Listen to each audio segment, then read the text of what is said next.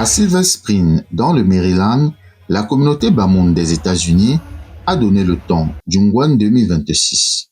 Première séquence forte de cette soirée culturelle, l'arrivée de la Reine-Mère. Accueillie avec les honneurs dignes du symbole qu'elle représente, elle a ensuite reçu les salutations et les hommages des différentes délégations venues de plusieurs États américains.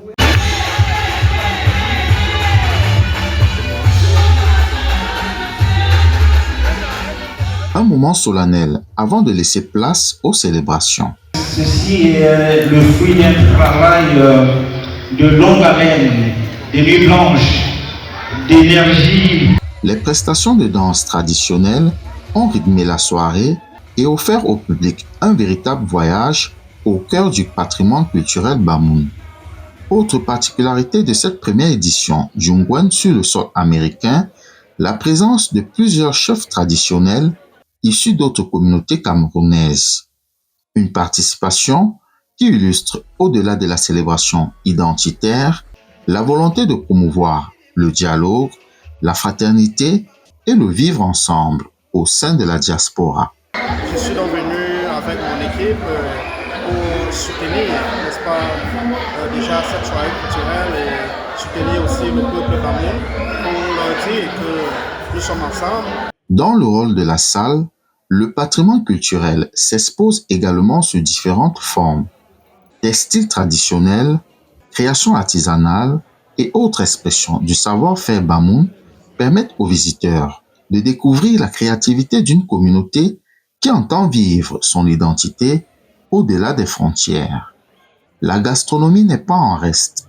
Un buffet géant met à l'honneur la richesse et la diversité culinaire du peuple Bamoun dans une ambiance où les saveurs du terroir occupent une place de choix. Puis sur scène, la musique prend naturellement le relais.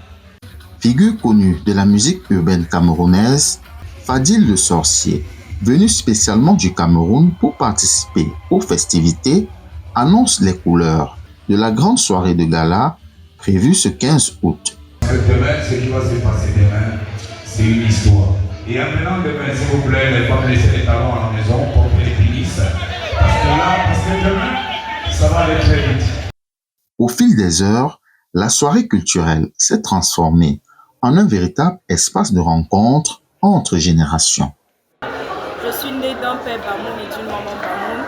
Donc du coup, tout en étant aux États-Unis, on n'oublie pas nos racines et ça nous permet de rencontrer des gens et de retrouver nos cultures, un peu par exemple la danse traditionnelle et tout ce qu'on adore. Pour les organisateurs, l'enjeu dépasse la simple célébration festive.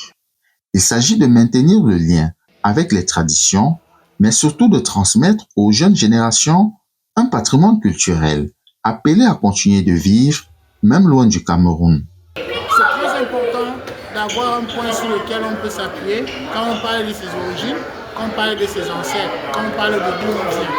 Déjà, le bon, comme il faut le rappeler, c'est ce rituel qui lie tous les Bamoun. Ce rituel qui est en fait le gage de l'unité entre tous les Bamoun et leur monarque.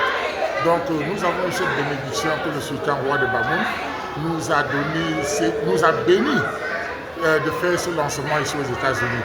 Et la double bénédiction vient aussi parce que le sultan roi de Bamoun, dans tout ce qu'il a à faire, dans toutes ses préoccupations, a fait l'honneur de nous envoyer la reine Nemaju, qui est ici présente avec nous pour célébrer cette fête de Rhône ici à Washington DC. Donc pour nous c'est un honneur. Déjà ce Rhône qui représente ce lien entre tous les Bamoun. Et pour nous la diaspora c'est aussi important parce que nous devons à chaque fois nous rappeler que nous appartenons à une communauté.